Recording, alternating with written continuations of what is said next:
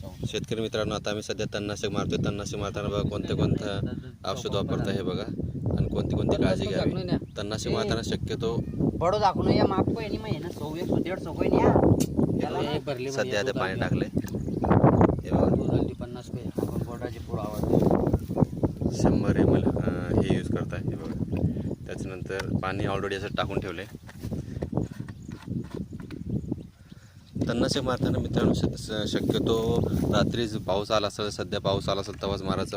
जमीन ओली असतानाच तणनाशक मारायचा.